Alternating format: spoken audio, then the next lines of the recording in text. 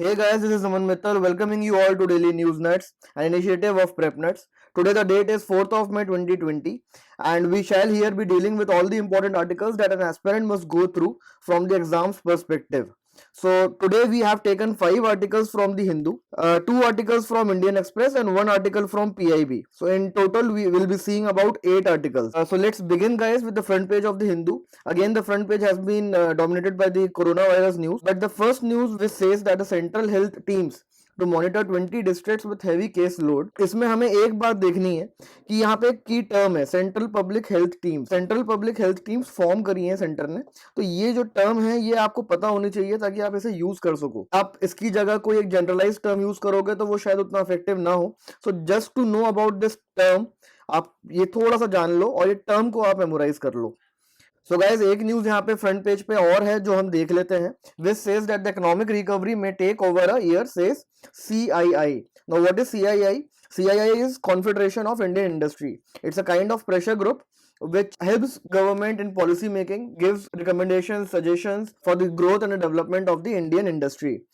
तो CII का यहाँ पे कहना है गवर्नमेंट से कि fight of zoning the nation, what you can do is you can put in few more resources। आप थोड़ा सा और खर्चा कर सकते हो और एटलीस्ट उन डिस्ट्रिक्ट्स को जिनको हम इकोनॉमिक डिस्ट्रिक्ट्स बोलते हैं which play a larger role in the economic development of the nation, जहाँ पे सारी इकोनॉमिक एक्टिविटीज होती हैं, उन डिस्ट्रिक्ट्स को आप सिलेक्ट करो एंड देन उनको टारगेट करो by further pushing the finances.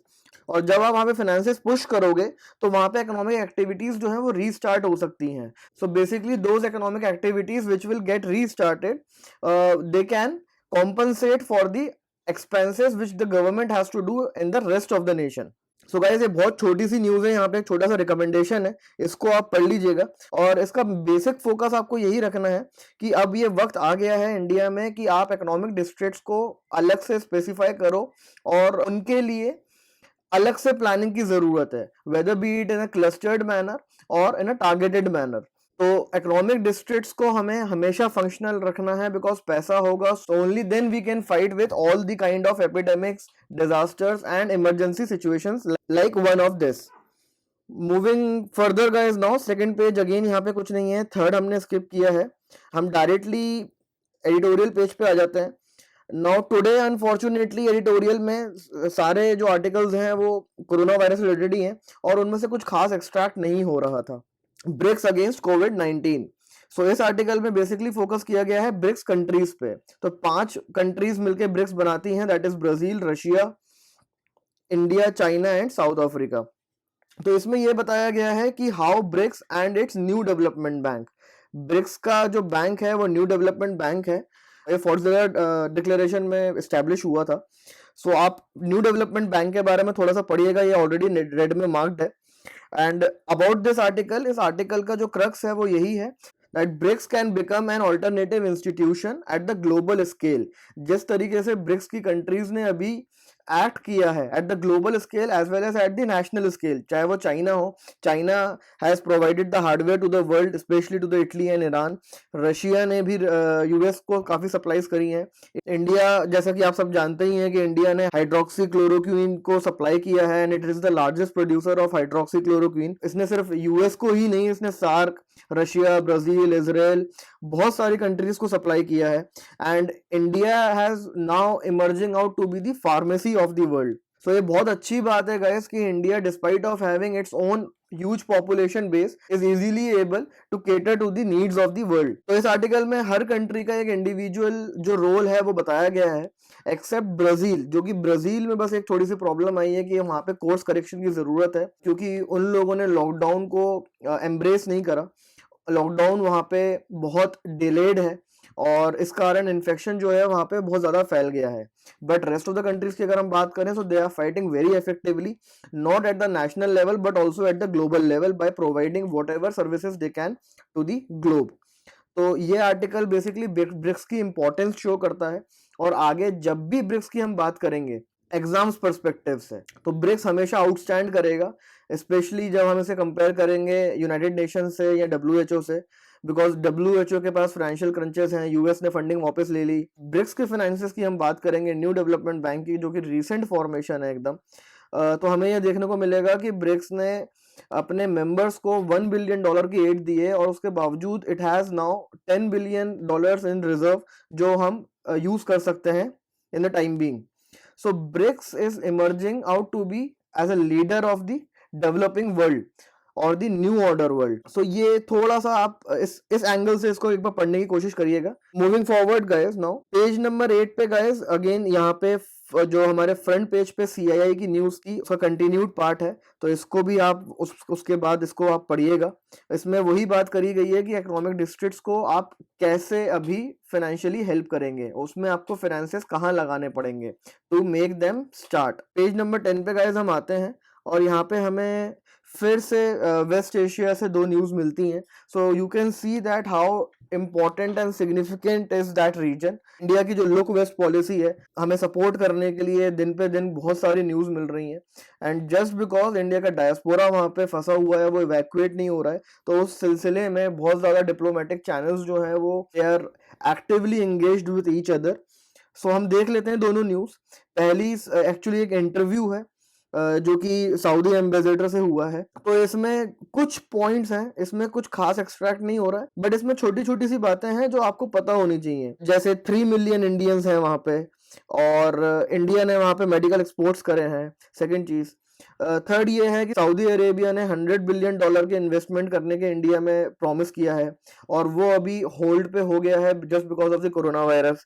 तो ये इंटरव्यू में वो भी क्वेश्चंस हुए हैं कि क्या वो फर्दर पुश होगा या वो रोल बैक तो नहीं हो जाएगा. तो हालांकि उस पर कुछ इतने क्लियर आंसर्स आए नहीं है एम्बेसडर के एंड से, बट ये हमें पॉइंट्स पता चल रहे हैं.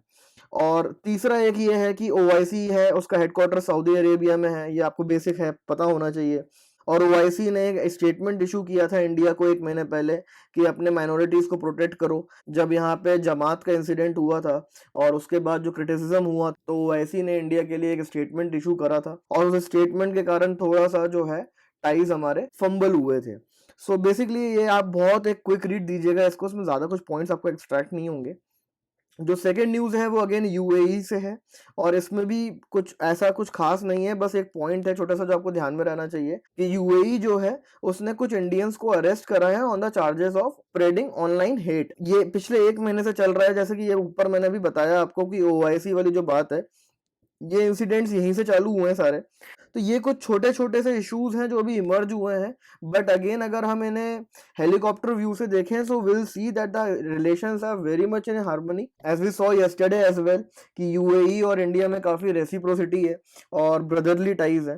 तो बट ये अगर कंसर्न्स आपको कभी मेंशन करने पड़े कि टाइज में कंसर्न्स क्या है, तो ये एक नया कंसर्न है जो कि आप मेंशन कर सकते हैं. So with this we are done with the Hindu, and now we shall be taking 2 articles from the Indian Express guys. So ये 2 आर्टिकल हैं आज के इंडियन एक्सप्रेस के एडिटोरियल सेक्शन से.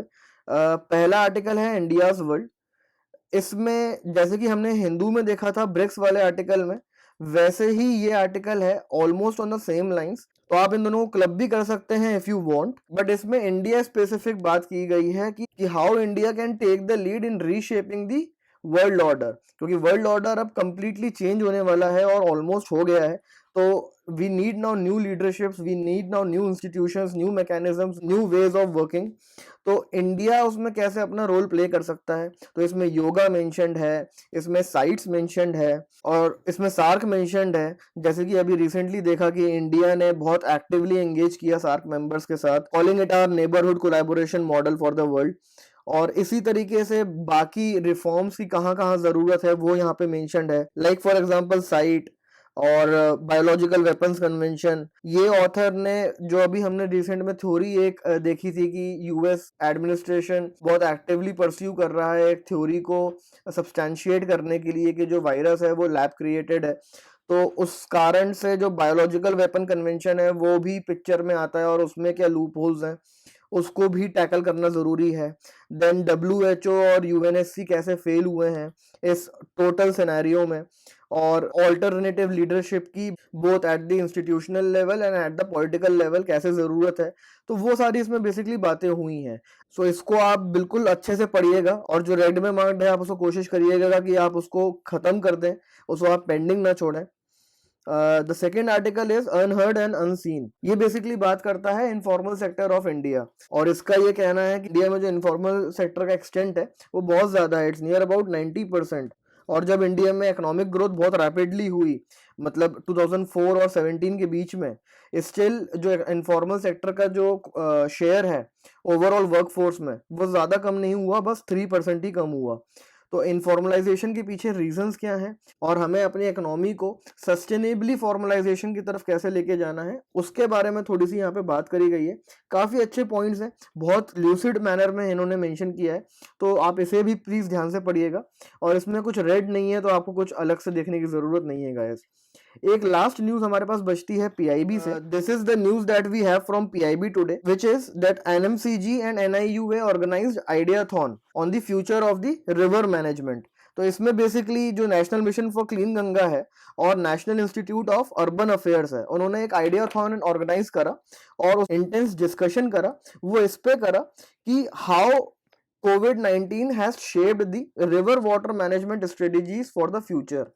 तो ये पेपर 1 और पेपर 3 दोनों पॉइंट ऑफ व्यू से बहुत इंपॉर्टेंट है, और जो स्टूडेंट्स जिनका ज्योग्राफी ऑप्शनल है वो भी इसे बहुत अच्छे से पढ़े, because river management is very important part for our paper 2 in the optional subject of geography. तो इसमें काफी इंपॉर्टेंट टर्म्स भी हैं, कीवर्ड्स हैं जिन्हें आपको आंसर्स में यूज करना है, without which you cannot expect much marks and an edge over others.